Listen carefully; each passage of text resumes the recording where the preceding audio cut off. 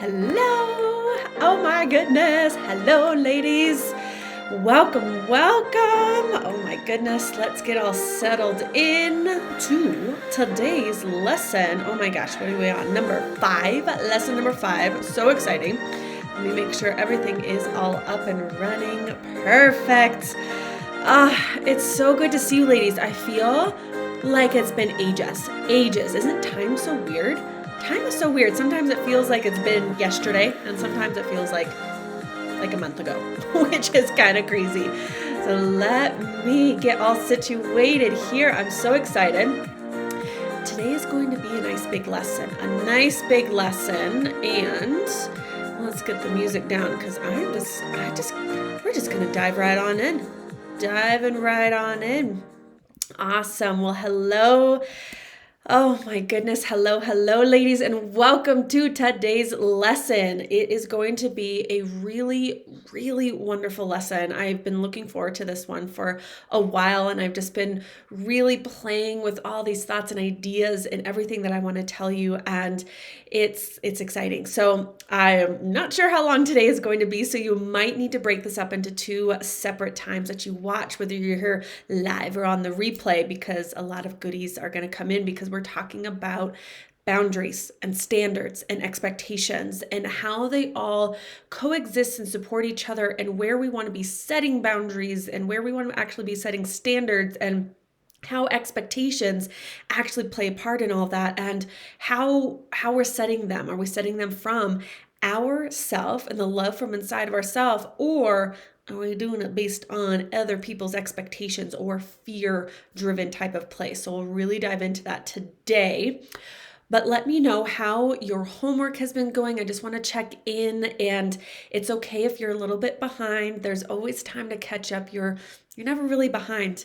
You get to do what aligns with you, and trust that what you are getting out of this program and out of each lesson and out of each homework place, that's what you're meant to get out of it. So, and I'm even remembering there's a lesson I did in the Soul Support program, the Soul Support membership, that was called FOMO, talking about fear of missing out. So that definitely can pop in, especially as we're working on things like personal development. And right, there's investment, right? You're paying for things and your time and your money and your energy, and we want to make sure we get everything out of it, but we also don't want it to be some sort of perfection type of situation. So we'll definitely be talking about ooh, got like excuse me, take a sip of water. I'm like all excited. I think I swallowed my own spit. Well, welcome to today's lesson, right? So let me know how you're doing, whether you're watching this live or on the replay. And I want you to settle in as we talk about boundaries and expectations and standards, and where we want to be setting those, and what those actually look like, and what they actually mean, and what we've thought they might have meant, and what they actually mean when we're doing everything from our soul alignment and love with inside of ourselves. So I know boundaries is such a big topic, and something that really comes out in conversation when talking about self-love, because so many people say, well, we need to have boundaries, and having boundaries is self-love, and I'm not disagreeing with that, but we want to be really careful about what we actually mean, and if we're actually setting traps for ourselves and for others by setting these so-called boundaries. So before we really get into the nuances and different areas where this actually applies and what this can look like, and I want you to really be playing with this in your mind as I'm giving examples and scenarios and different situations. I want you to be applying this to your own life and how it may fit or how it may not fit, or how you might be using these different type of ways of looking at boundaries and standards and expectations, how they can apply to your own life. Because there is so much in the way of really defining these things for yourself. And I'm certainly not here to tell you how to do it, because that's what we've been told our whole lives of how to do things, right? We talked about that in previous lesson about the beliefs and expectations that got put on us.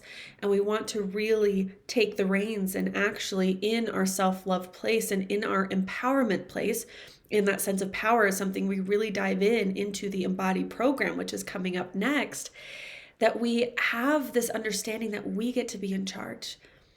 Being in this self-love place means we get to define what things mean to us. We get to define the parameters. We get to define the meaning. We get to define the things for us in a way that feels and fits in a good way for us. That is the place of self-love. So let's look at first in this idea of boundaries and what does this actually mean? Because it is like, it's not a hot topic. That's not the way to call it, but it's an important topic, especially as we talk about love, because in order to have, so one of the first ways, so boundaries is in this place, kind of a more simple definition of it's a very strict line. It's a very strict line of either you're on this side or you're on this side. It's like a line in the sand, right? Either you're on the one side or the other. Or it's, black and white, that this is the boundary. This is the line that any centimeter off from that, then you're off. You've missed it. You've missed the mark. That this is a place of, it's either a yes or a no. It's a black or a white. It's up, it's down. I almost like to think of it as this, it's a line. It's a very thin line. And there's either you're above it, you're below it, you're beside it, you're left, you're right. It's a very clear line. And this can be a very good thing. It's very good to have clear lines on the things that we want to have very strict and clear lines on. But sometimes we apply this concept to areas of our life which actually standards is the best way to approach it, and which I'll get to in just a moment. But when we talk about boundaries and having these very clear lines, one of the first ways that I like to look at it is our energy and our emotion lines, the lines between myself and everyone else around me, and the boundary and the line between yourself and everybody else around you, especially in the realm of, for many of us who have the people pleaser tendencies, this line gets either blurred or doesn't even exist, that there's too much blending. So when we don't have boundaries, we actually have blending that happens. And when this happens, we actually start mixing and blending. It's almost like, if you think of like paint and paint colors, it's like blending these paint colors, and then it's sometimes hard to decipher what is me and what is them, and what is them and what is me, what is mine and what is theirs, right? There's this, right? Even that, as we talked about before, right? The black and white, the yes, the no, the mine and theirs. What is mine and yours? Yours is mine. Only for the people pleaser way. This is what happens in boundaries, is sometimes we take on what is somebody else's. What is yours, I take on as mine, right? And what is yours, you take on as others. This happens when we don't have clear boundaries around our energy, our emotions that we have. This means we actually start to take on other people's emotions. We take on other people's thoughts. We take on other people's energies. We take on somebody else's being and who they are. And then we take it on inside of ourselves. This is when, right, we don't have clear boundaries of self. So this is where the first place we want to actually be applying boundaries. Because this is where, right, when we have this love inside of ourselves, we can really hold that boundary of self. Love inside of ourselves is boundary for self. Because it's really hard to love ourselves when the self that we are trying to love, all of it's not actually us. It's not actually ours. It's not actually our emotions, our energy, our beliefs, our thoughts. It might be somebody else's. And this happens in relationships with parents. This happens with the relationship with siblings. This happens with relationships with a partner, that there can be this blending of energies, blending of emotions, blending on. And this is a place where we want to get very clear about what is mine, what is yours, right? And as you're holding yourself, what is mine, what is theirs? What is mine, what is theirs? And this becomes, right, this very clear boundary of self. And we want that very clear line, right? As we talked about, boundary is this line of either you're on this side or you're on this side. There's no There's no blending of that. But when we don't have the boundary, it all just kind of flows. It's just like a flowing back. It's like a free for all.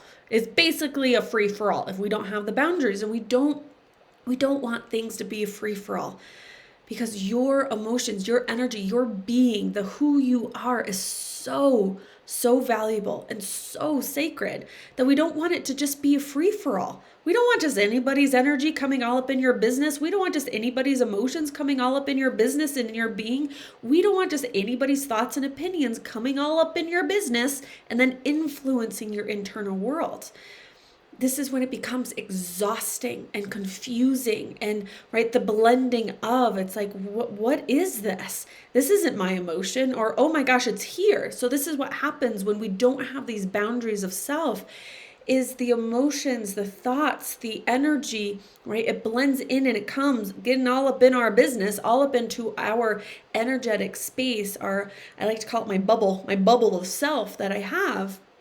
And if it gets in there, then what happens is it actually activates the parts inside of ourself that feels like, ooh, emotion, danger, ooh, this is my responsibility, I have to do something with this, or ooh, right? It activates your people pleaser, activates the perfectionist, it activates the overachiever, it activates a part of you when it's not even yours to actually be responding to, right? That emotion, whether it's from, so I'll give an example of this in the way of boundary of emotion, which is, I'm not telling you it's easy.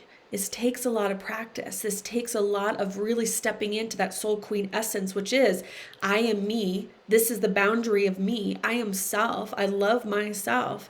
And I can respect and hold the other person as their boundaries of themselves, which is their emotions, their thoughts, their energies, and I'm not responsible for it. I don't need to take it on. I don't need to do anything with it.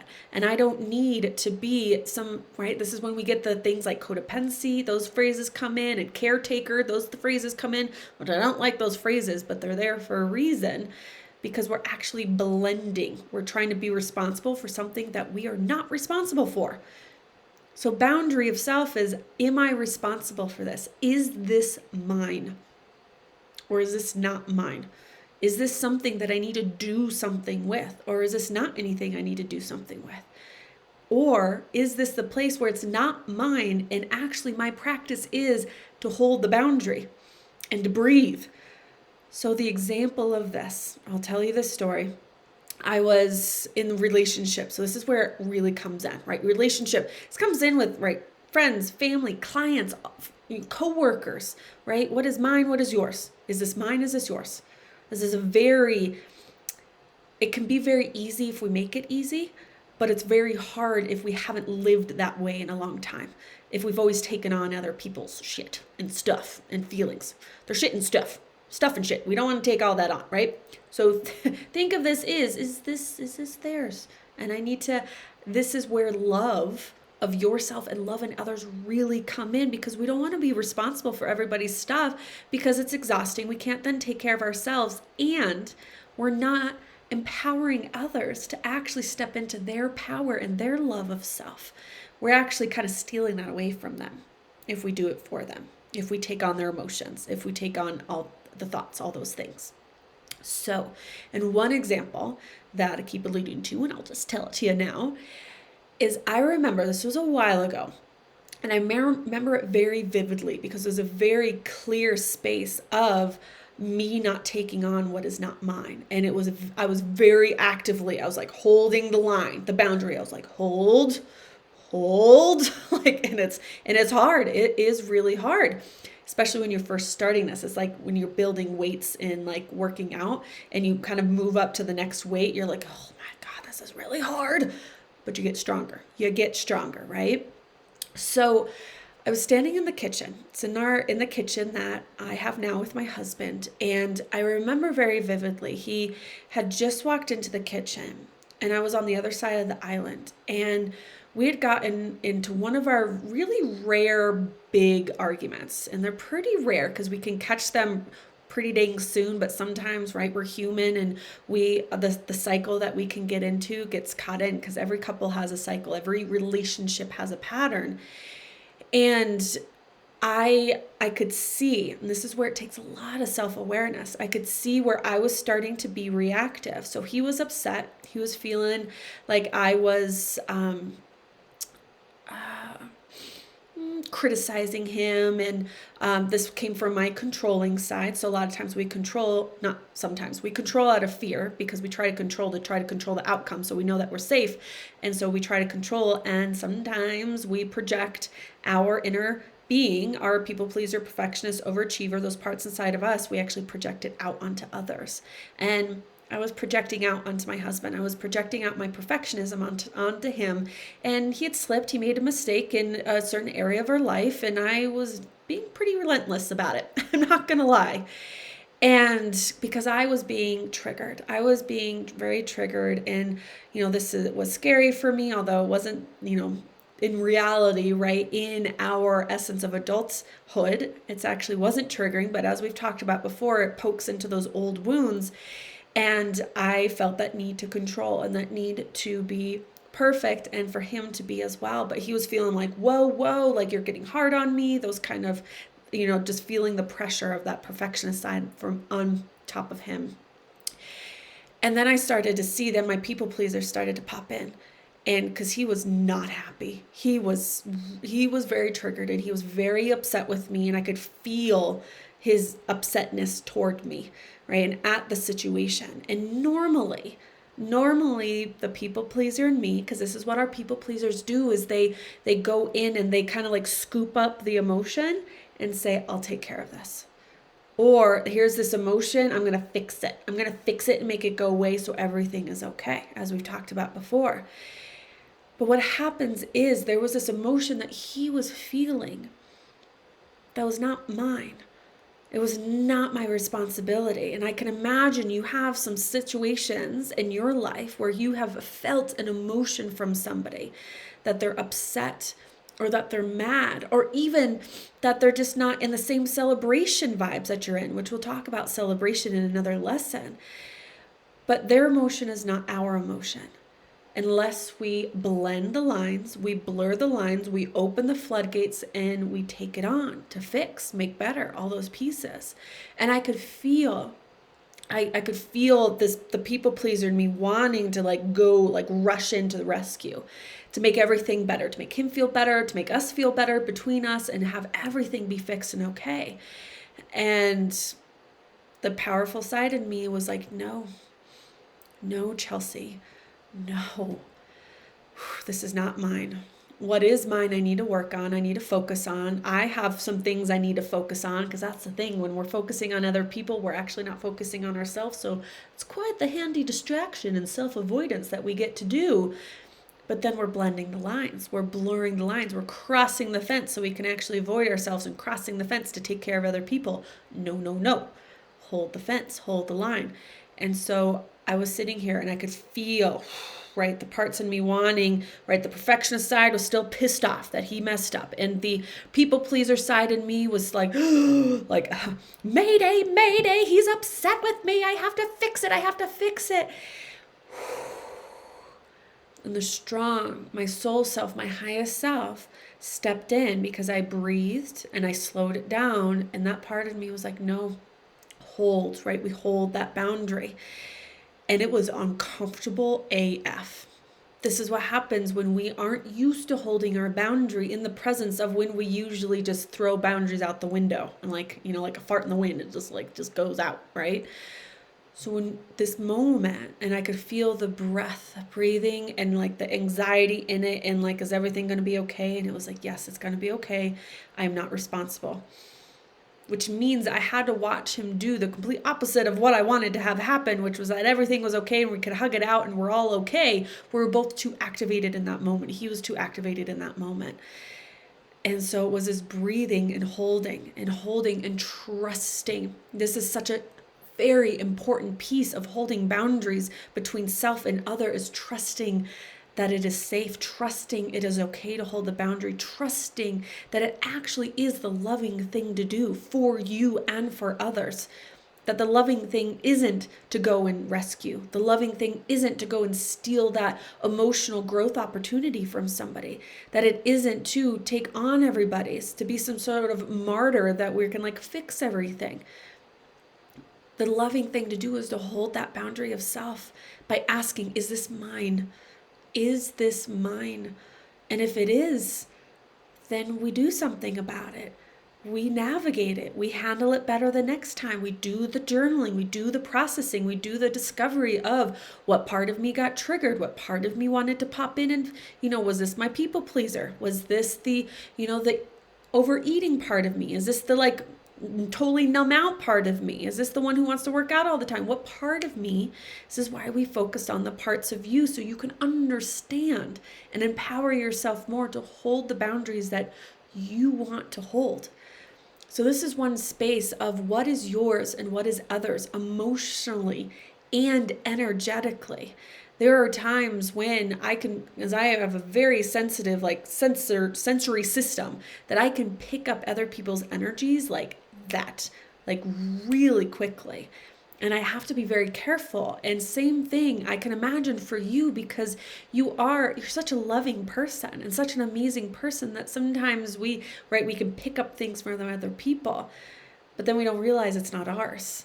And then we collect different people's energies and emotions. And so it really takes this kind of cleaning up process. Like before I come into lessons here, before I see clients, especially when I was doing therapy back in the day, I had to do very big cleaning out processes. They're like literally like an animal. I had to, like, after some sessions, I had to get up and like shake, because I could feel people's trauma. I could feel their energies. And this is why I burnt out really quickly, because I was taking on a lot of energies as much as I can boundary it up. Like you still have to be compassionate and empathizing, but still hold the boundary. It was really hard. And so actually emphasize that boundaries are hard, when really boundaries can be easy the more we practice them, but we don't want to put ourselves in a real unrealistic situation where it's hard to hold the boundaries, because then we just prove ourselves that boundaries don't matter, and therefore we don't matter. You might have been in a relationship where your boundaries got totally thrown out the window and kept reconfirming that belief that my boundaries don't matter. So this is where you really look into also, what are your beliefs around boundaries? And take this as an opportunity to really look at, is this belief mine or is it somebody else's? Is this mine? Is it theirs? And maybe you don't know exactly whose it is, but if it doesn't feel good, it doesn't feel good, and we get to chuck it out the window. And we did some of this early on in the program, but this is where the work continues as we dive deeper and deeper into these concepts, so that you can apply them to these different areas inside of your life. So what is mine? What is theirs? Is this mine? Or is this not mine? And sometimes this process of really understanding, mine or theirs, it can take some time to really start deciphering, because you haven't maybe deciphered that before. You haven't really paid attention, or asked the question, is this mine? And remembering another example, I use a lot of self-examples because I get so connected to them, is I remember I watched my little niece, Charlotte. I love her to death. She's so sweet. And we had so much fun. It was such an amazing time. And I loved just getting lost and play with her. And in the morning, I was going to take her to the park, so kind of get out some energy before my sister picked her up. And it just took us a lot longer to get going and get out of the house. And my little niece was being very particular about things, so it was just taking longer. And then I had to go to the bathroom, so that took a little bit of a while. So we were literally on our way to get out of the house, and then my sister showed up. So I didn't get to take my little niece to the park. And when my sister showed up, I could just tell she was not in a good mood. She was just radiating just upset energy, something was going on in her energetic field, in her emotions. That was a moment where I've used this same tool, right? I was like, this is not internally. I was like, this is not about me. This is not about me. This is not mine. This is not mine. Right? Is not mine. Did it add a little bit that I didn't take my little niece to the park? Sure, but that was definitely not all that was going on. And nor was it my responsibility to fix everything and go into everything. So that was an opportunity where I needed to go in and really, really create that boundary, energetically creating this boundary. Sometimes I even, like, it's kind of funny. Like when I watch movies that are really tough, I go like this physically. I like imagine this bubble and I go like this. And some people like zip it up, they like zip their self in. So it's like, here is my protective bubble, just energetically in that visualizing that space. So you aren't taking on other people's energies and other people's emotions as best as you can. So in this moment with my sister, internally, I was just like, it's not mine, it's not mine, it's not mine. And then I worked out because I needed to move some of that energy because I was starting to take some of it on. It's like how much I like, not only is my system sensitive, but also my people pleaser was like trying to take it on too. So there's parts of you that might try to pull it in, even though your inner soul queen is saying, no, this is not ours. This is not our responsibility. This is not my war to do or handle or fix or anything like that. And then afterwards, I remember I was taking a shower and I was repeating in the shower, this is not mine. This is not mine. This is not mine. Not mine, this is hers. This is not mine, this is hers. Does that mean, not mean like later I might check in? You can be compassionate and empathizing, but you have to focus on you first. Put yourself into that boundary first. And then you can go and ask questions. Then you can go check in with your mom, your sister, your partner and say, hey, how are you? You were kind of upset before. Like, are you okay? Do you want to talk about it? But not before you energetically define, is this mine or is this not mine? So it's one place where, in a very important place, where boundaries and that line is so important to maintain. That's where we want to hold the boundary, because we can't control the external system. We can't control the external world. We can't. But what we can do is have the sense of loving protection. But sometimes many of us, we actually have a really strong boundaries. So not so much of the open flow and everything can go, but sometimes we have really strong boundaries that they're like mega, like multi-layer brick walls between you and other people because it was hurtful and painful to let other people in your past. So we want to be careful that we don't actually create too strong of boundaries that then we can't get out. It actually ends up trapping us and other people can't get in, because we want to let some emotions in and we want to let some, energies into the people that we trust and feel safe, but we don't want to block it off to everybody, nor do we want to be on the other end of the spectrum, which is now we're just open to everybody. So we don't want to be open to everybody all the time, and we don't want to be closed off to everybody all the time. We want to create those boundaries and actually have it be this, not necessarily permeable, if that's not the right word, but just this flowing sense of boundary that we want to have with people. So like my husband, for example, I've taken off layers of my boundaries that I had created over time from it not being safe to be close and connected to somebody, because my boundaries were so open and so exposed that I would just let people in willy-nilly, and then I got hurt, like really dang hurt. So it's creating this sense of balance of boundaries. And there might be some situations where you notice that you're completely open and boundaries fly out the window. And there might be times where you're completely closed and the boundaries really strong, like lock padded key, like not letting anybody in. So we want to create this balance in the boundaries and really understanding, what, can I actually be open here? Can I create this openness, or do I need to put some boundary here? And really understand again what is yours and what is somebody else's. And this really applies. I'm even remembering all these examples now. One of the biggest shifts for me in my life was when I really held the boundary with my father. We understand that we have these dynamics and these situations where we create these connections, and we have these connections with family members and people who are important to us, and we end up operating in them from our kid energy, that we stay in this kid place with parents. I see this all the time in many of the clients that I've worked with over the many, many years that I've been doing this, that it becomes this very, this shift in dynamic where it's like, oh my gosh, I just turn into like a little kid. Or you see this a lot when siblings get together and they just kind of shift right back into those old dynamics, because the energy and those emotions and those cycles and patterns that we get into are really strong. until you decide, where do I want to put a boundary here? Do I want to loosen things up a little bit and not have such a closed boundary? Do I want to create some space, or do I actually need to create some boundaries here? And I ended up doing that with my father, where that's where actually that relationship is where the people pleaser inside of me got born, basically. And because it was a blending, I had so much blending. I would take on all of his energy and emotions. It's how I felt connected to him as a kid. I was his go-to person, and it was like this dumping ground of everything that was going on for him. And I also had to be perfect, it felt like, and all these different things, but it was a very kid energy.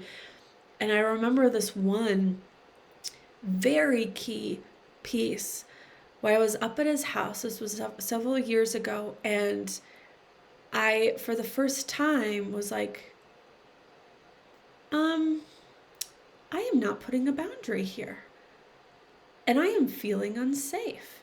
Because he was going into the shaming and blaming and all this dumping of energy. And this is when we then can take it on, especially as compassionate people. And I've seen this in many of the clients I've worked with. And it was this moment where I kind of cocked my head, even though it was very painful and it was really hard to do. But I saw him as a 10-year-old boy with his own pains and his own triggers, right? As we've talked about, we all have our pains and wounds from the past. And I feel like so many of us play this pain hot potato and just try to just dump it off onto somebody else so we don't deal with it. But you and me, we are in this place where, you know what? We're not going to just dump our shit onto other people. We are actually going to grow up and grow and really understand the emotions inside of ourselves and create those boundaries and what is ours and what is others. And when I saw him as that, I was able to be compassionate about the age that he is operating from. Even though he's a grown man, he's just in a little kid body. He had many very big traumas in his past. And in that moment, I was like, this is not mine. This is not mine. And I held and I held, and it was so hard. It was like this tsunami that was coming at me. And this is where you get practice on holding your boundaries in not so emotional places, but in places where maybe a coworker usually kind of dumps some of her stuff on you at the water cooler, just using this example, and usually you just listen. That could be a place where you can set an energetic or emotional boundary, or even say. Sometimes we don't need to say a boundary. Sometimes it's just the energy in it, but sometimes we can just take it to the next level and then say this boundary of, I appreciate that you want to share and talk to me about these things, but I'm just not in the emotional place to really hold this with you right now. Can we talk later? Or I need to get back to work. But it's honoring them and honoring you, which is a beautiful thing. So in this situation with my father, same thing with so many different realms that I want you to practice in is this mine? Is this mine? And it might feel like, a little kind of river coming at you, or it might feel like a big tsunami of emotion and energy coming your way. And that's when it's hard. It's hard. And I get it, to hold that boundary. And it's like, I got to hold this, right? And not open it and be flooded by. So those energies and those emotions of what is mine and what is somebody else's, and even in responsibilities too, right? If you think of, oh my gosh, I was totally that gal back in the day. Let me know if this was you. And maybe is to some degree now of, right, when there was like group assignments at school, like there's a part of me that's like, just give it to me. Just let me do it all, because I don't trust anybody else to do it, and they're not going to do it up to my expectation of perfection, so let me just do it all. So then we end up not creating this boundary and just taking everything on.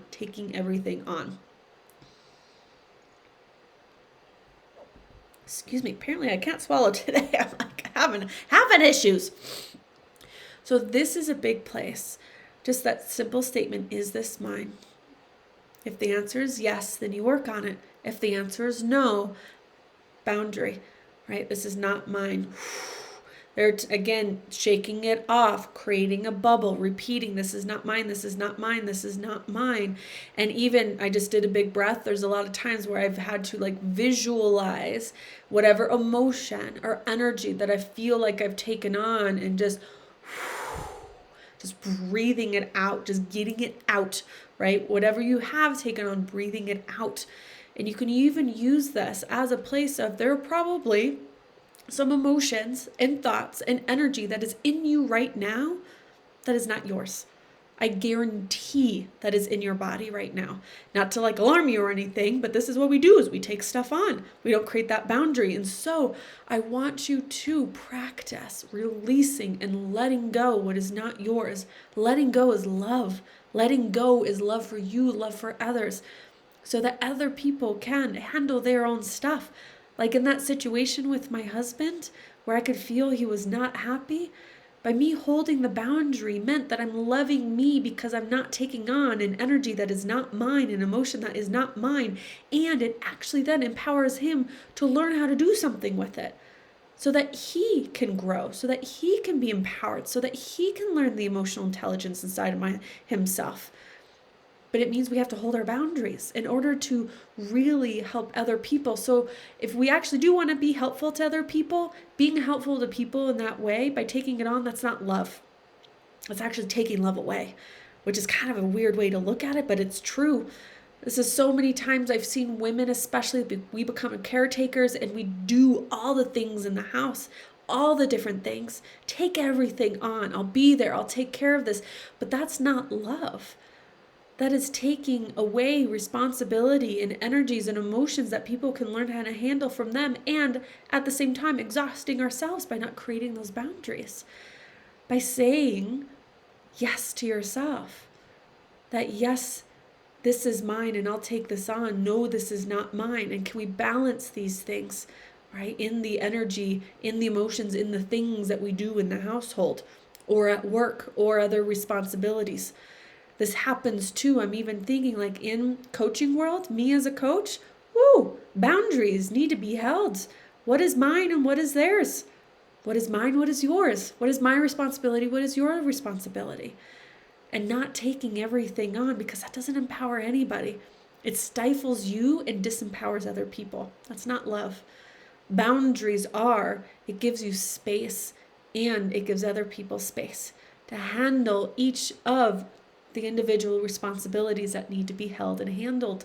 That's love. That is love. So we want to look at too in this place of boundaries and standards.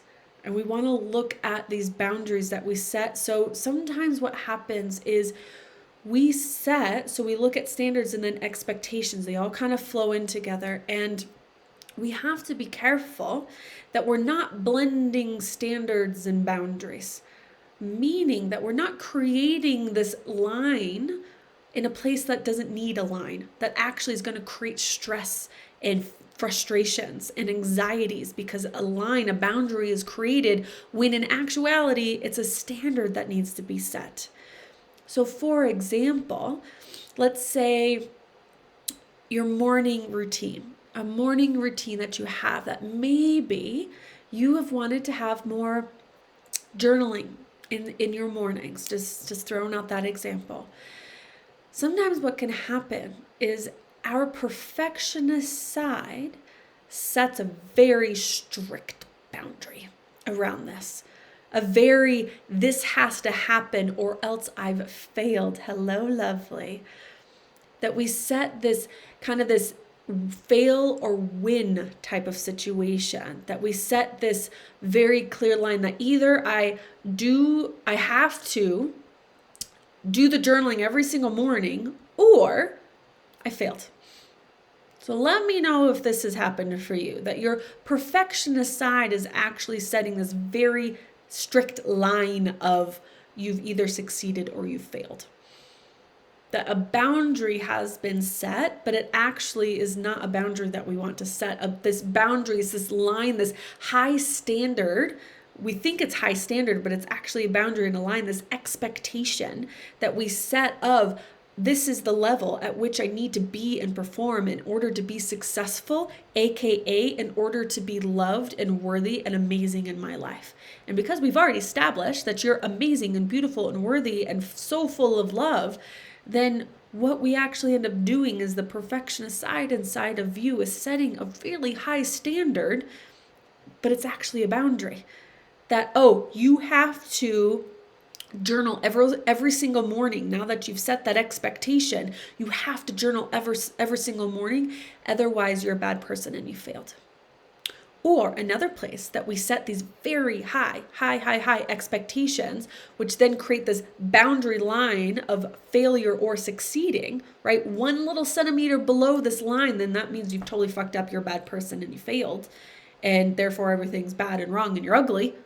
Oh my gosh, this is the thoughts that come in, is in the way of our looks, how our bodies are, the expectations that we put around our bodies. This is a place where we actually set these expectations and then put boundaries around those expectations in the name of perfection and fear and trying to seek out love for ourselves and worthiness and enoughness when it actually already exists, right? So we have this expectation, say this expectation to be a certain weight, or this expectation to have a certain body type, this expectation to look a certain way. And so the perfectionist inside of you is setting this expectation. And maybe it's the people pleaser inside of you too, right? Sometimes they start to blend because they all get buddy-buddy with each other. But this expectation gets set that I need to look this certain way in order to be loved, in order to be enough, in order to be, right? And we talked about this before, the in order to be's, we don't need to do those things because it actually already exists, so we could take out all that nonsense. But we set these expectations that I need to look this way, my body needs to look this way in order to be loved, and therefore, then this boundary gets really put that, oh, I have to work out every single day, or oh, I have to eat healthy every single day. And if I miss a day, then I've gone below the line and I failed and I've messed up.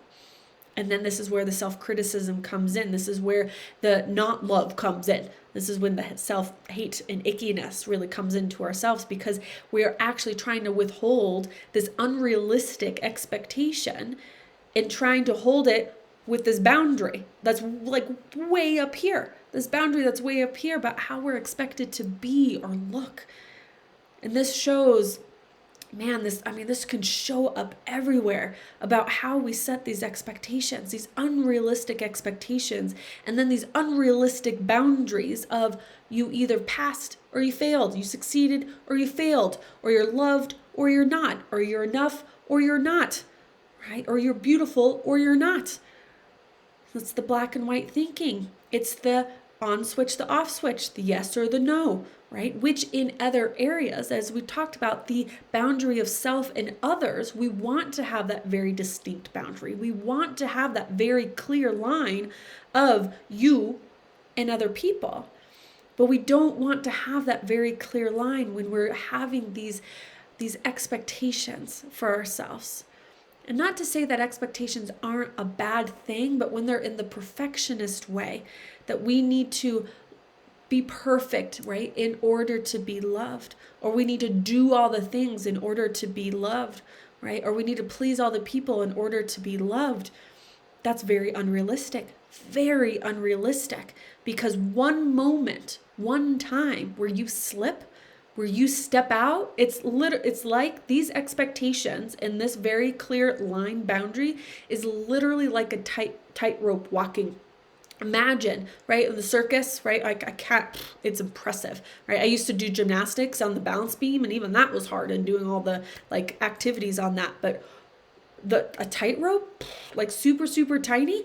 I mean, man, I'm even remember I went to Vail recently, it was last summer, and they had this tightrope up across the whole, this like plaza area outside, and this guy was like jumping up and doing these backflips on it. I mean, he had a harness on, but still, it was impressive, but it also was like, ooh, that's scary. This is what we do when we set boundaries from unrealistic expectations that is fueled by fear from the parts inside of ourselves that are trying to reach love, trying to reach security, trying to reach these places, but we don't need to try to reach because they already exist inside of us. But this is the external focus that we get, right? So we set this line, and now we're like on this tightrope rock, and we're like walking. We're like, oh my gosh, one wrong move and I'm like gonna die. One wrong move and I'm going to fail. One wrong step to the right and I'm no longer beautiful. One wrong step to the left and I'm a total fuck up. One wrong move and everything is doomed. It sounds dramatic, but this is where parts of you feel that one wrong move, when we set this unrealistic expectation from this boundary that's way high up here, that's impossible to hold for forever. Like, there's no way. Can you imagine, literally in this example, a tightrope walker? Can you imagine that person doing that for their entire life? I mean, no. Like, no, that is not going to work. That is not going to work. Is unrealistic. And yet we set this expectation and set this boundary, this line of pretty or not, beautiful or not, success, failure, right? Loved or not, enough or not, worthy or not. It's like we do this very clear line. It's impossible. It is an impossible boundary, an impossible expectation for us to have on ourselves. Impossible. And then we become stressed and depressed and anxious and frustrated. And this is what actually then takes all of our love and buries it inside of ourselves, because the love inside of ourselves never goes away. It's always there. It's always there because our soul self is always there. We just cover it up. We look away, we get distracted, and we try to love ourselves or find love in other areas by being perfect, by being successful, by being beautiful, whatever expectation that is set. And it's unrealistic because you are human. So if we think of that example of the journaling every day, there's going to be some days that you're going to miss it, and that's okay.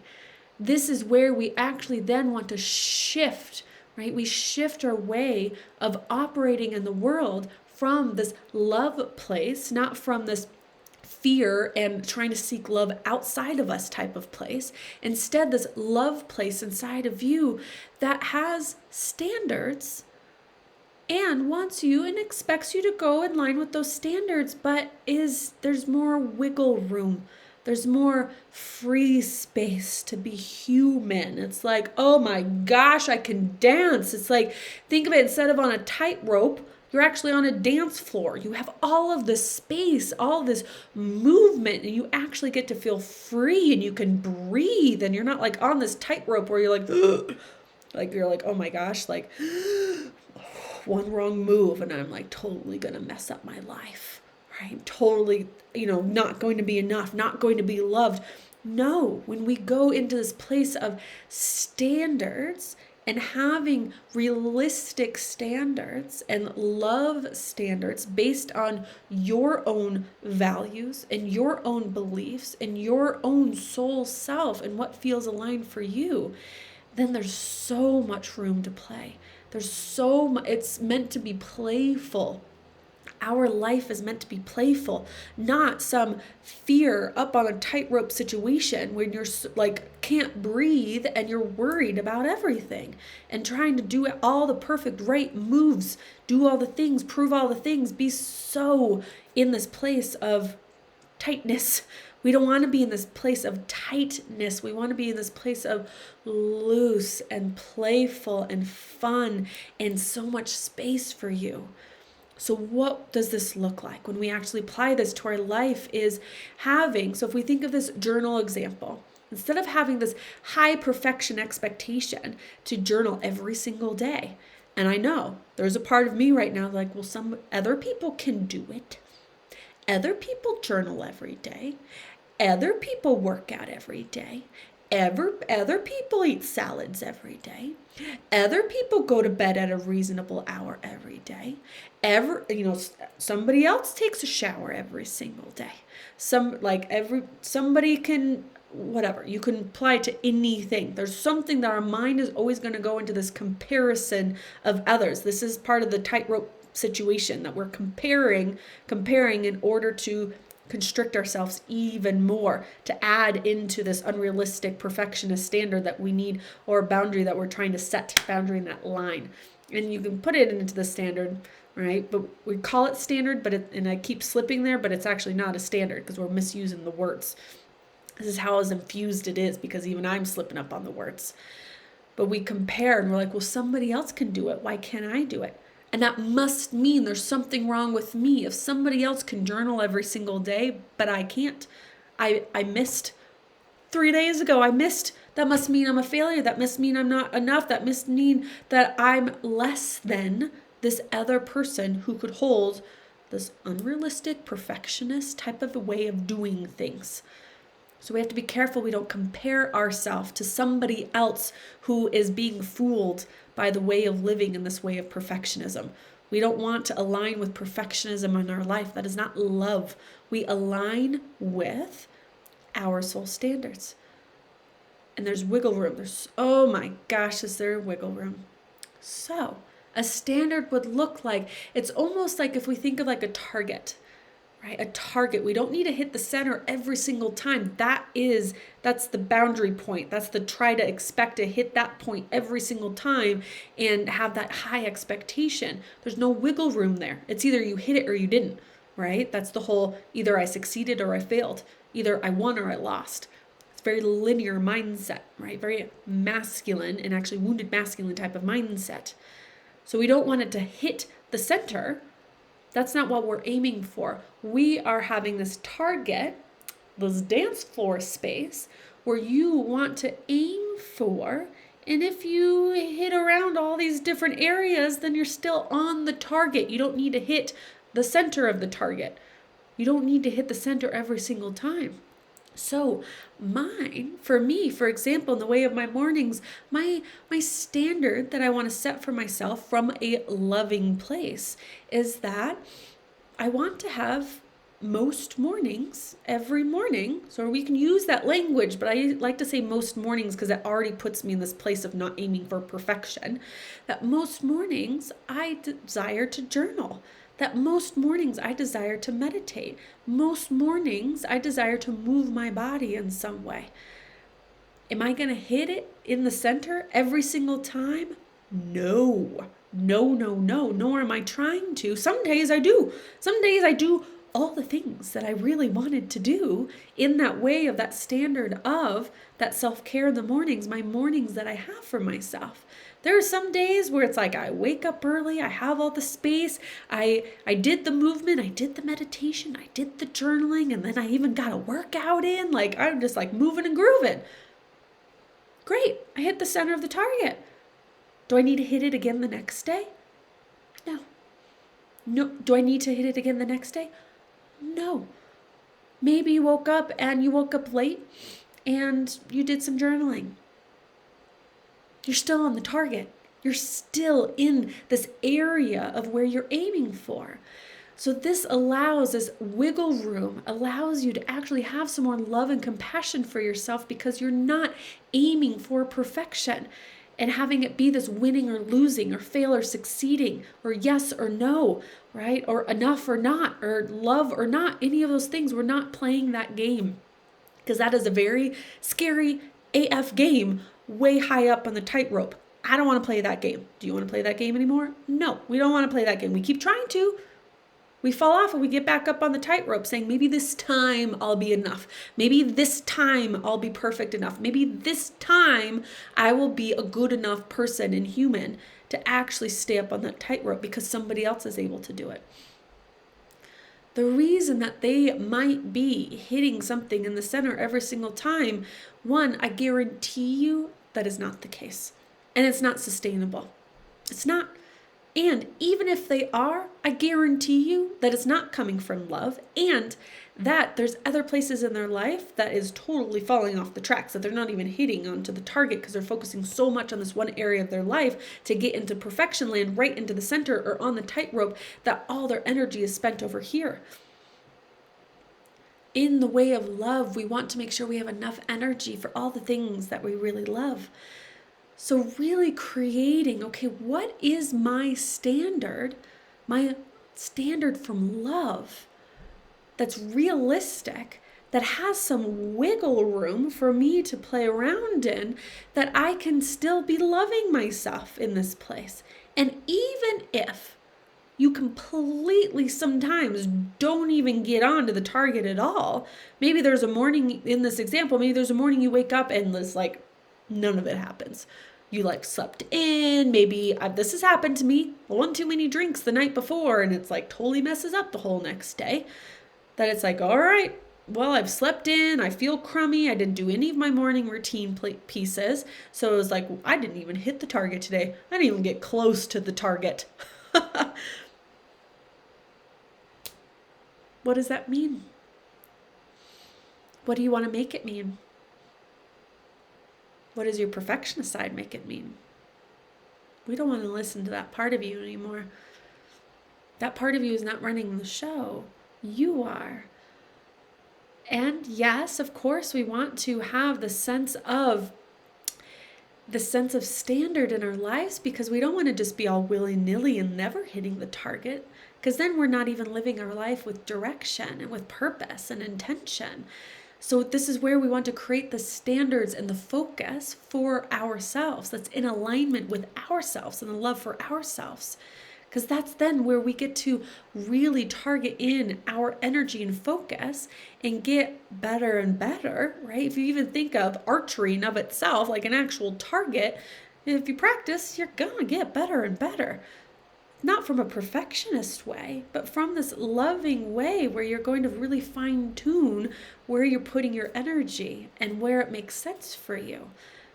And it's going to be easy. This is when you actually create, if we look at even the nervous system and the mind system, that's when it starts to become so into the automatic place and the subconscious place that you don't really have to think about it much anymore. But we want to make sure that the things we're putting into our subconscious isn't the perfectionist standard. That isn't this boundary, this line, this unrealistic expectation that's not actually supportive of us. We don't want to do that anymore. So I want you to, getting the nose itches, I want you to really focus in, right? First, that boundary place of what is mine? What is theirs? Is this mine? Is this not? If this is mine, okay, now I'm going to do some work on it. I'm going to do it better the next time. I'm going to practice, right? I'm going to handle that emotional situation maybe a little bit differently. Or, ooh, this is mine. Woo, a part of me popped in on that. I'm going to do some deep diving. I'm going to do some journaling. I'm going to do some loving practices for myself to move these emotions through, right? And really understand more of myself so that I could show up and move toward whatever target I want to move to with more openness and with more love, right? So we have that piece, and we have the sense of, all right, are we setting boundaries where we don't need to be setting boundaries with these unrealistic expectations, and instead really asking yourself, what is my standard here? And can I make sure that I have the realistic expectations around that standard? The realistic expectations is kind of the holding of that standard space that you have. So if it's you want to work out more, great, amazing, right? Healthiness for your body, clean energy in your body, but then catch yourself to see if you go into the perfectionistville and high expectations that are not sustainable, right? We think of the tightrope walker. Can that tightrope walker, that is a tongue twister, try that one out. Can that tightrope walker stay up there 100% of the time and never fall down and keep going and going and going and going and going the entire life? No, that is not sustainable. If it's not sustainable, it's not realistic, right? Not sustainable, not realistic. So checking in with yourself.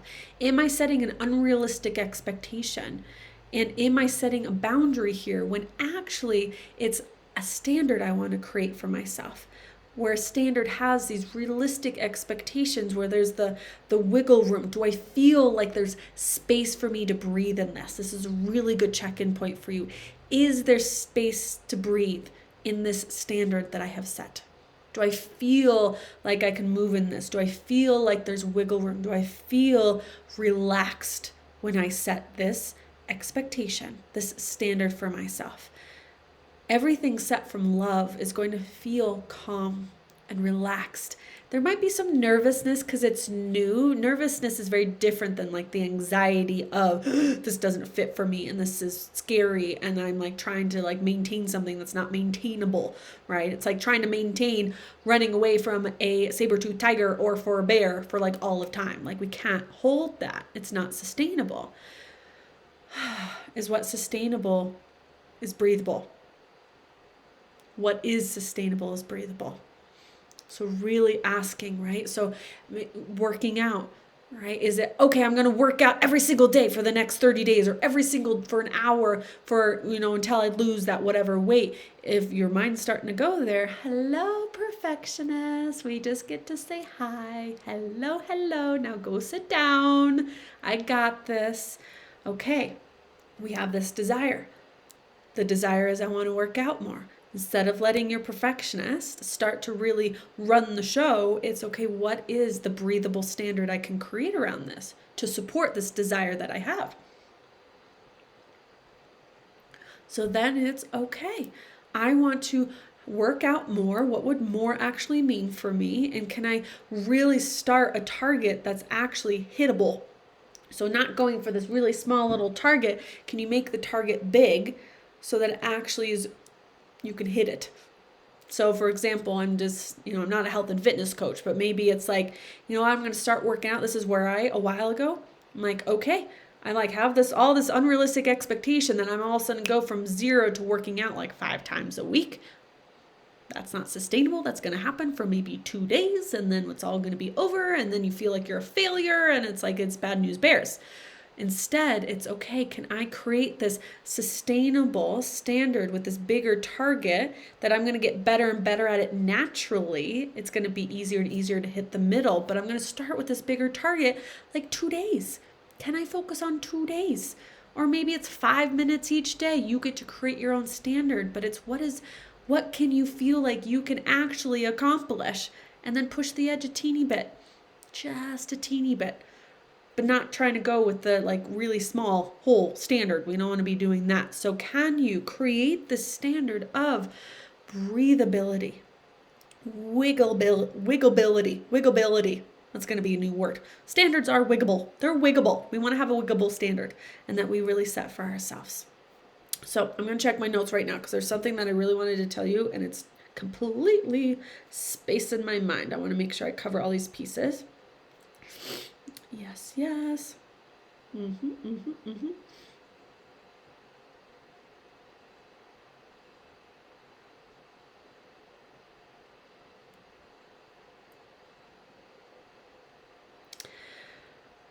So one of the pieces that I want to, as one of the last pieces, although this could probably be split up into multiple lessons, might have to do that in the future, there's always so many things I want to tell you, ladies, and I got my crazy hair. So when we have this place of, right, we want to have these boundaries with ourselves, and one of the biggest ones that comes up around boundary is the no, is saying no to others or saying yes to yourself. This is a big place that really comes in, that the boundary isn't, as we talked about earlier in today's lesson, is yes, the energetic and the emotional boundary. But then we want to reinforce that, we want to reinforce that with our words and really setting these very clear boundaries about what it is that you do or do not want.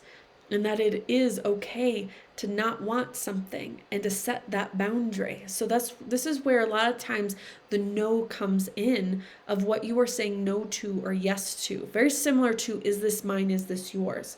Am I saying no to this because I don't want this to be in my space? I don't want to take on this responsibility. This is where the no's really start to come in, when you are honoring your emotions and your energy and how sacred it is, because we really don't have we don't have this like unlimited supply of energy and emotion and space and time, right? All of this, we don't have an unlimited supply. As amazing as you are, you're not Superwoman. I'm sorry, gotta break it to you. So we have to say no to places. And really, where we want to be saying no which no to others, which then means we're saying yes to ourselves, which I really love, is really we want to be asking, what are my values? What is important to me? What is going to get my attention first? What needs my attention right now? Where do I desire to put my energy and my time and my attention? Is this beneficial to me? These are all the questions that really start moving through our minds and I know I just said them rapidly, so you might need to, replay that, but really to be exploring, is this something that is a yes for me or a no for me? And you have to play around with this and to know that it is okay to say no, even if somebody gets upset around it, even if somebody tries to push back on it. This happens a lot of time, very especially, if you have not been setting the no boundary of your energy in your space, as we talked about before, having the kind of the floodgates open and anything goes, right? And you take on everything and you say yes to everything, even though inside you're like, I wish I didn't, and I'm exhausted, and I actually don't even like this person, but I said yes anyways.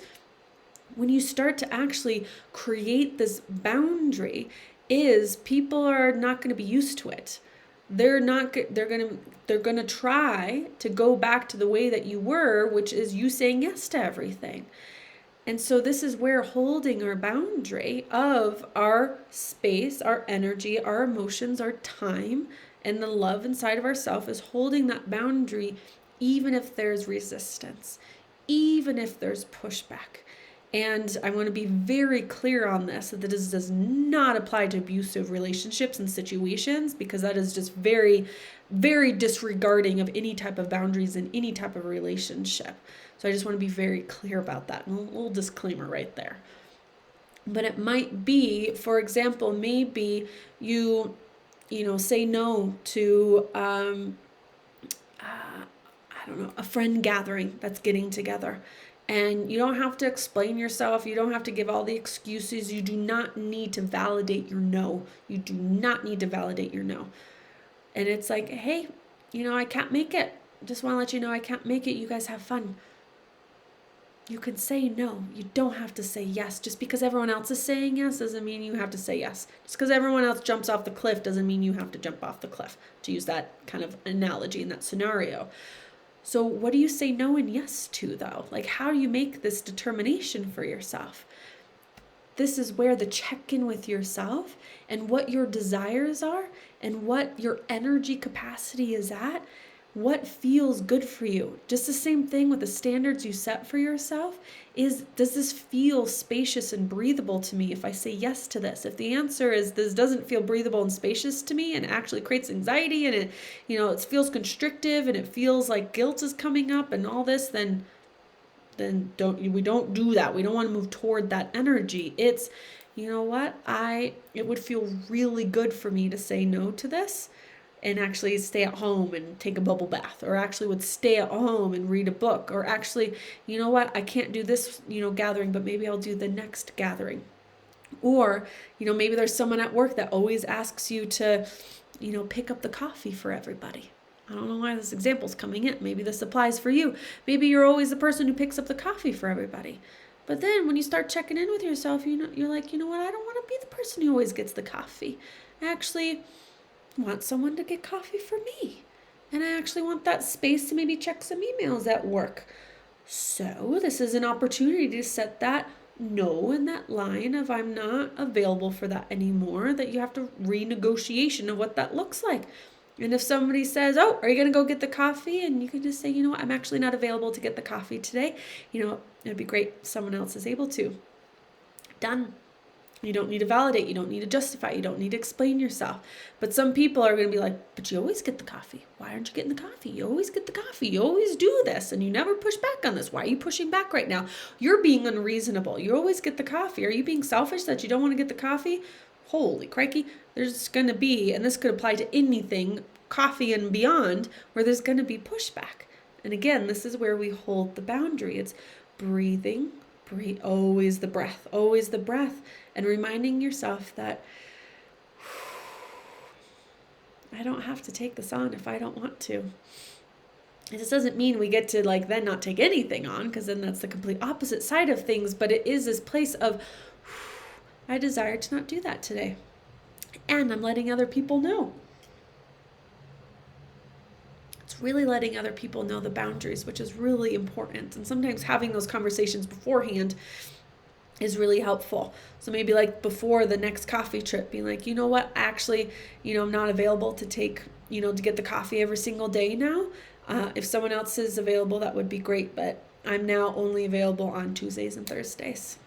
So you can set that expectation, you can set that boundary, and other people are going to wiggle around it, and other people are going to be shifting around it. And there's so many examples I can give around that. But I just want you to really know that your no is okay. And I know there's the whole phrases that no is a complete sentence, right? You don't have to explain, you don't have to justify, you don't have to do anything like that. But there is some energy around the no that we want to be doing, which is, no, I'm not available for that. What I am available for is getting the coffee on Tuesdays and Thursdays. End of story. But saying just sometimes in situations, just saying a flat out no might be it's very jarring. And yes, you're right and entitled to that. I just want to emphasize that. But we also want to maintain connections and relationships with people. So we don't want to be so abrupt with our no that it becomes this like pushback, and that then it can sometimes come across to people that we're being all high and mighty. And we don't want to come across all high and mighty, just like, no, I said no. We don't want it to come from that place. It's, no, I'm not able to do that. Or, no, but I am able to do this, what I am available for. Or, no, now's not the best time for me, but I could do this time. Right? Sometimes people ask, can you do this? Can you work this day for me? Can you do this for me? And it's checking in with yourself. Do I want to? Do I desire to? And if the answer is no, then you say, no, I'm sorry, I'm not available for that. Or I'm sorry, no, I can't go to that. Or no, I can't do that. Or no, I can't do that, but I could do this, right? So then it becomes this is what I am available for. So for example, I have somebody in my inbox right now and Messenger wanting to do an interview with me, and she's asking for Saturday or Monday. I don't do interviews on Saturdays. Very rarely do I do. And I don't do any interviews on Mondays. Very rarely do I do. Past Chelsea would have been like, okay, I'm just going to say yes and not go into this uncomfortable place of having set that boundary and saying, you know what, I actually don't do any interviews on Saturdays or Mondays. What I am available for are these dates and these times, and putting that out there and then starting the conversation of negotiation. This is what comes from a loving place. Saying yes automatically, not. You got to see where you're actually saying yes automatically. So I think that's it. Let me double check. Like I said, I had a lot of things I wanted to tell you ladies today. And if there's residual stuff, I'll just cover it in the next lesson, which is just fine. Yes. Gosh, there's so many more things. So, and again, you can come back and rewatch, because I know this is a long one, but sometimes I just want to give you ladies all the amazing goodies. So one of the things too, on the flip side, that we want to really understand is, are we honoring other people's boundaries? Are we honoring other people's no's? Are we honoring that? And are we also not putting unrealistic expectations on other people? Do you remember my example of my perfectionist side was getting all mad at my husband? And sometimes we project our own stuff onto other people. So we want to be careful we don't do that. And we want to be careful that we are honoring other people's boundaries, and that we ourselves don't flip out around them and don't honor them. And I'll give you an example of this in term of, say, relationship is my husband and I have gotten very good at really, again, honoring each other's emotional capacity to have deeper conversations. And what can happen, especially for us women, not all of us, but a lot of us women, is we want to have conversations now. We're ready to have it now. We have our emotion coming up now. But then your partner might set this boundary of, I'm not available right now. Sometimes they don't actually say it. So what happened in the past is my husband wouldn't even say that he's not available to have this conversation. And so I would keep having the conversation, but then he would shut down, or he's not available because he's starving. And when he's starving, he's just his whole body shuts down, and he can't even have a conversation. So it becomes this honoring of and recognizing other people's boundaries sometimes is when someone is not available for a conversation or when they aren't available to do something for you? How do you handle other people's boundaries? Because how we handle other people's boundaries is how we're inviting that energy of honoring our boundaries into our arena of our life. So if you get pissed off at other people's boundaries, or you get pissed off for your friends saying no and honoring themselves, well, you're inviting that energy into your space and people being pissed off by your energy of boundaries that you set for yourself. But instead, can you really honor that boundary, and what other part of you is kind of freaking out around it? That's your work that you need to do.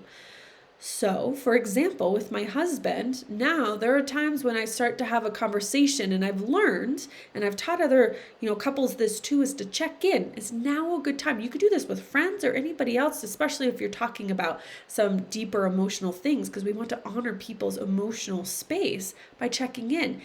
Hey, I want to talk about XYZ. Is now a good time? If now's not a good time, when would be a good time? And I know this might sound silly, like what? Like scheduling emotional conversations? Yes. Yes. And this could happen with work. Maybe you have to talk with your boss, or there's someone that you want to talk about something with.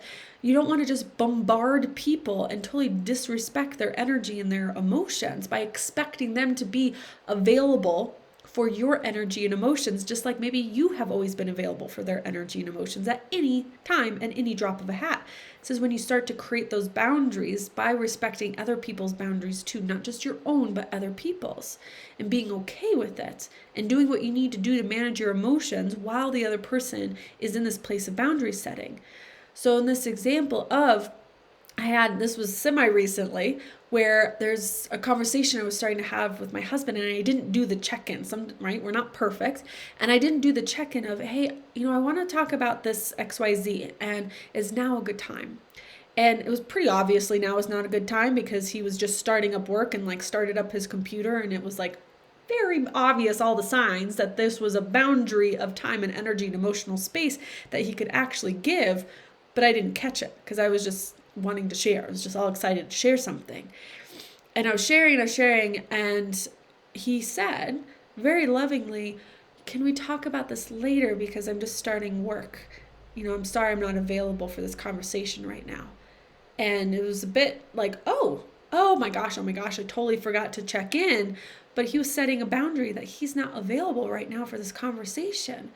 So that means then checking in, when would be a good time? Can we talk about this at dinner tonight? Or now when would be a good time? And then in the space between when that happens, it's managing your emotion. So it's another example of where boundaries get set, but boundaries getting set by other people. How do you respond to other people's boundaries when they say no? When they say they don't have the time available? When they say, you know what, I would love to hang out with you, but I just really want some me space, and I'm going to take the night to myself and actually do some self-care stuff for myself. How do you respond to that? How do you respond when someone holds their boundary and says, you know what, this is the price for something, I'm not going to be shifting it? Or who says, these are my hours off? Or who says, I'm not available to take the coffee anymore? Or who says, whatever it is, whatever the boundary is, how do you respond to it? Because how we respond to other people's boundaries is what we're inviting into our space. So if you want other people to respect your boundaries more, take a look at how you're honoring theirs, how you're handling their boundaries. So it's kind of a flip way to look at things. But so I want you to really look at, I know we covered a lot today, and really all of these pieces are always ongoing conversations and reflections, but I want you to really look at, where in my life am I setting unrealistic expectations and boundaries where I can actually be setting this wiggle room standard? And what are my standards around health, fitness, my self-care that I do, my time that I spend with people, my conversations, the hours I spend on working? You can really dive into all these different pieces, but what are my standards? Sometimes I like to do this as an ongoing type of reflection, because sometimes we don't know where we're not setting standards until it's kind of up in our face a little bit. But you can sit down and journal on this too, is where are my standards? where I'm trying to set perfectionist expectations, where can I create some loving standards for myself and for others? Because it's not expecting everyone to be perfect, right? If I'm expecting myself to be perfect and be on a tightrope, then I'm going to expect my husband to be perfect and on a tightrope. And when he makes a mistake, then I'm going to chastise him. That's not really fair. Now, is it, right? So where can you create these realistic, loving standards for yourself? Really look at those. And I want you to look at too is, where am I blurring lines between me and others? Where am I blurring the lines between me and others? And where can I practice asking myself, is this mine or is this not mine? Is this mine to have, to hold, to work on, to move through, to process? Is this mine or is this somebody else's? And having that practice of releasing that, right? We talked about the bubble piece, any of those practices, journaling out, releasing, this is not mine, this is not mine, this is not mine. And, sometimes it's hard. I do this with like tough movies. Like I have to be energetically, emotionally like at my prime to watch some pretty tough movies. Like Chernobyl, that whole documentary series, I was like bawling at the end because I can feel all that emotion and energy. As much as I like put the boundaries on, it was still a lot of it seeped through because it's heavy stuff, right? So we do the best we can. And I want you to really be looking at, where can I understand and respect and really stand up for my own boundaries, which is honoring your space and your energy and your emotions, and where can I be respecting other people's boundaries that they have for themselves. And maybe there's places to have conversations and negotiations or understanding of those boundaries, right? You can explain yourself if you want to. You can ask questions of other people's if you want to. But if no is no is no, how do you want to deal with that? How do you want to handle that? So I'm going to wrap up here today, and I'm really hoping that there's some pieces really came in. Actually, I know some pieces came in for you ladies, and just having this be this journaling and this reflection inside of you and creating these boundaries for yourself. And it's one of the most loving things that you can do, is to really know what your boundaries are and where we want to use boundaries, and what your standards are, and what your realistic, sustainable, breathable wiggle room expectations and standards are for you in your life. Where can you add that wiggle room? Can you add some space and grace? Where can you add some of that place for you to be human and loving yourself as you are, as you move toward more of this growth that you want to be doing, and not expecting the tightrope situation, because that's just perfection, and we don't want to be doing that. So I love you ladies so much. I'll see you in the next lesson, and journal on these pieces, and I will see you next week. Bye ladies.